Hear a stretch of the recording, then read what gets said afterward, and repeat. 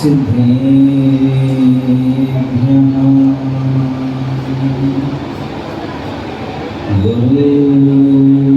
गुरुर्वरं गुरुर्सिद्धे गुरुराचार्यपाठिका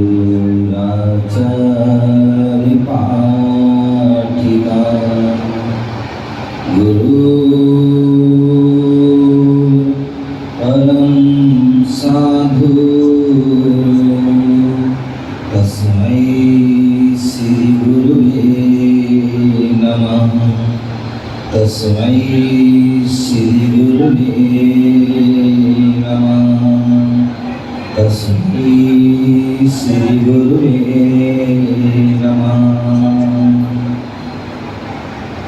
परम प्रथम तीर्थंकर श्री आदिनाथ भगवान की जयकर ऐसे लगाना। अनंतानंद सिद्ध परमेष्ठी भगवान की सिद्ध भगवान कहाँ रहते हैं पता आपको? पूज्य गुरुदेव का ऊर्ध्वगमन हुआ है तो हम सभी भी चाहते हैं कि हमारा भी ऊर्ध्वगमन हो, इसलिए सभी के दोनों हाथ ऊपर होना चाहिए। बोले आदि प्रभु आदि ब्रह्मा आदिनाथ भगवान की, जगन्नाथ भगवान की, चिंतामणि पार्षनाथ भगवान की, शासन नायक भगवान महावीर स्वामी की, परम पूज्य आचार्य भगवान गुरुदेव विराट जी महाराज की, परम पूज्य आचार्य श्री विशुद्ध सागर जी महाराज की, परम पूज्य आचार्य भगवान श्री विमर्श सागर जी महाराज की, अहिंसा में विश्व धर्म की, तीर्थराज समेत शिखर की।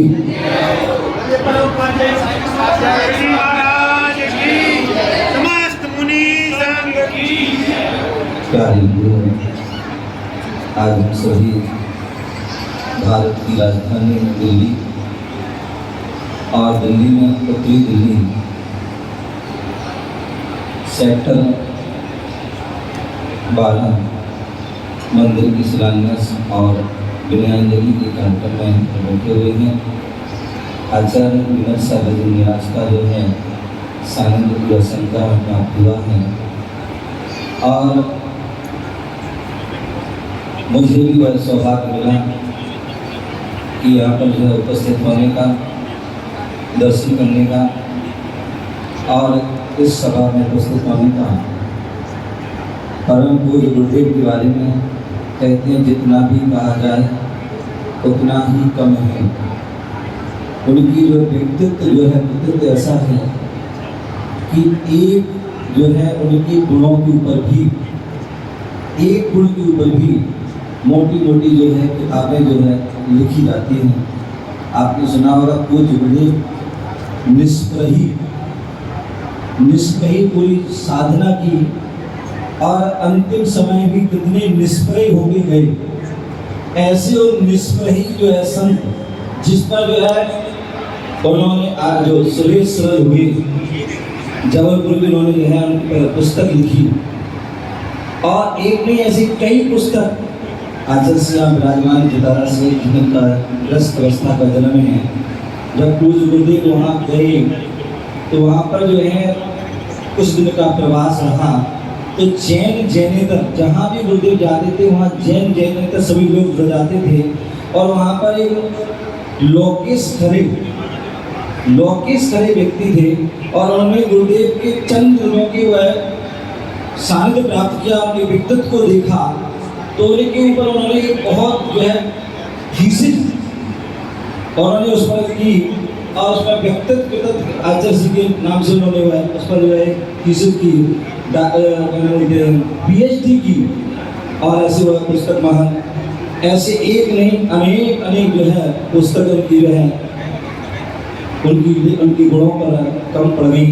इसलिए मैं हमेशा कहता हूँ गुरुदेव के चरणों में 4 पंक्तियों के माध्यम से गा सकूं आपका नगमा, वो साज कहाँ से लाऊं, सुना सकूं आपको वो अंदाज कहाँ से लाऊं, चांद और सितारों की तारीफ की जा सकती है, कर सकूं आपकी तारीफ वो अल्फाज कहाँ से लाऊं, कर सकूं आपकी तारीफ वो अल्फाज कहाँ से लाऊं।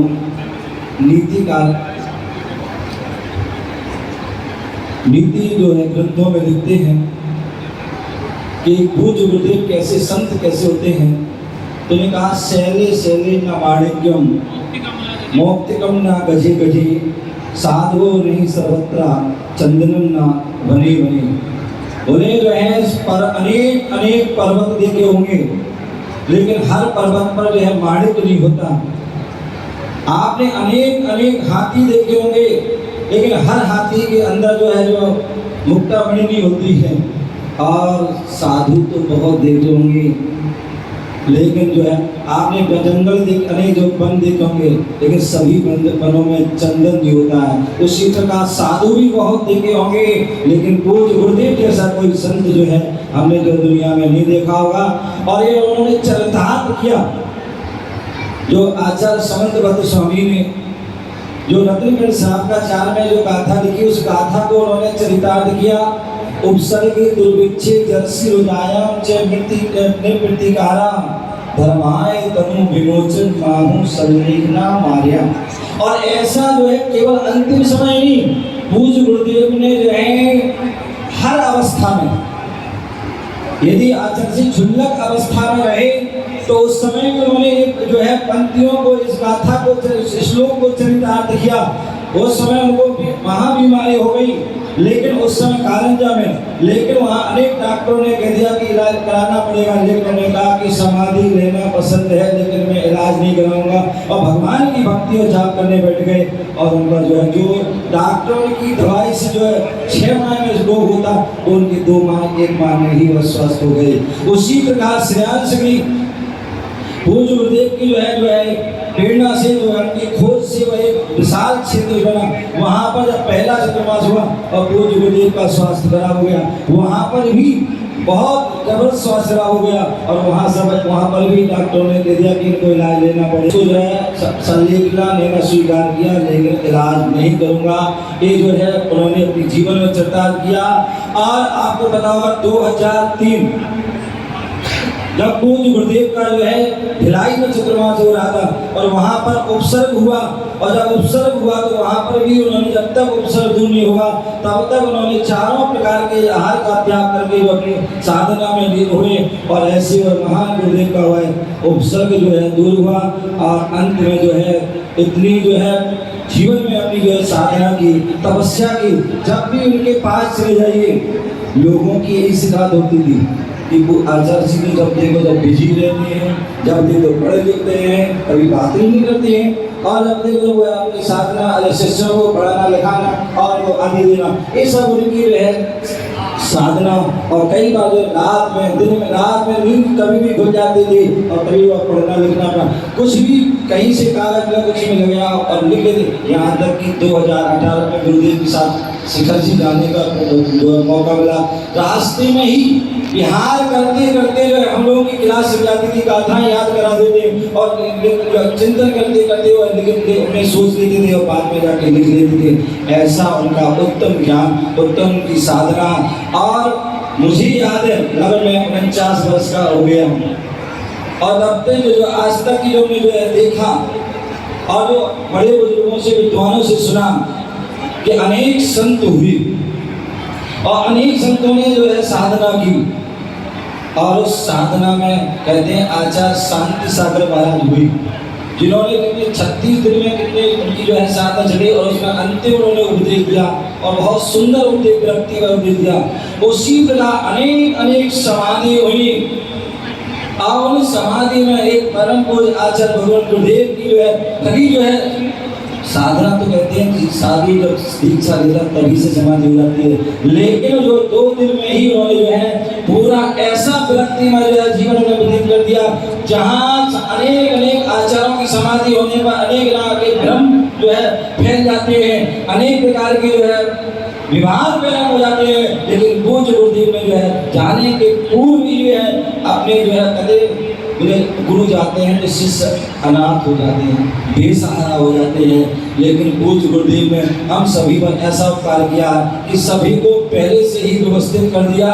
और अंत में जो है मैं जा रहा हूँ, कहते हैं कि पिता जाता है तो बड़ा भाई उत्तराधिकार हो जाता है, वो पिता के तुल्य हो जाता है। और उसी प्रकार पूज्य गुरुदेव ने अपने जो जागृत अवस्था में और अंतिम उपदेश के माध्यम से कहते हैं साधु चलेगा, पता नहीं क्या किया नहीं कर पाया।